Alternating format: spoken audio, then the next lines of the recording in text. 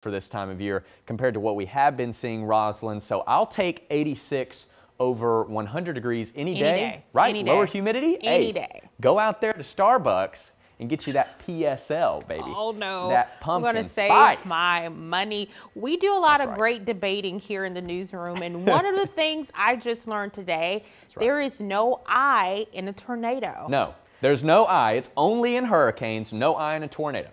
Okay. Now you know. Okay.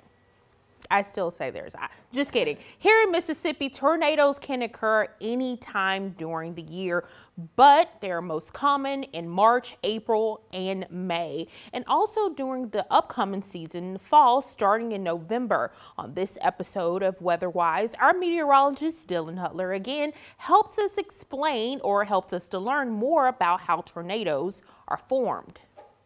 Welcome back to Weatherwise, everyone. Today we're going to be talking about tornadoes, everyone's favorite topic or least favorite topic, depending on how much you like the weather.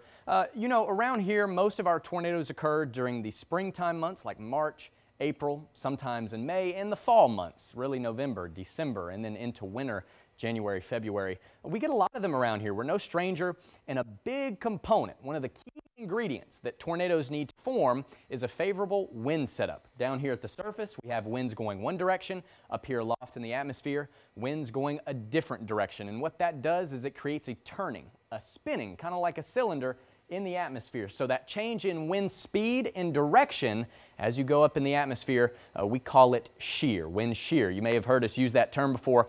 As those winds go in two different directions, they start to create a spin. It's horizontal. This isn't how a tornado is situated. You know, it's vertically, but that horizontal spin in the atmosphere is the beginning phases of a tornado. So that's the horizontal rotation. And as those storms form, we have warm, humid air rising from the surface, and that tilts that spinning motion in the atmosphere vertically, and eventually a tornado is produced. That strong lift, that air rising into the storm, flips it, and that's when we have that strong rotating column of air, the tornado, reach down from the cloud and touch the ground. It's very easy to see on radar. Once the tornado has touched the ground, we start to see that debris flying up, everything being lofted into the atmosphere.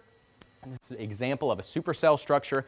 Down here is the debris ball. This is where the tornado is located. Very easy to pick out on radar, and that's just the radar telling us that there's a lot of stuff there. It's not the same size, and it's being thrown up. When we have those winds coming really tightly together, spinning very fast, and that matches up with that debris ball, we know that a tornado is on the ground. The good news is here, the summer months, we don't have a lot of this activity, which is some good news, but going into the fall, winter, and then in the spring, we're going to have to be keeping an eye out for these severe weather setups. Of course, stick with us. We'll let you know when we see the potential for severe storms and when there could be tornadoes, and we always want you to stay safe and stay updated. That's how a tornado forms. It's extremely interesting. Hope you found today's episode educational and fun. If you have any tips or want to suggest a topic, email us at weather@wcbi.com or leave a comment on Facebook, Twitter, or even our Instagram page. That's all I have for you today. Till the next one, you guys take care.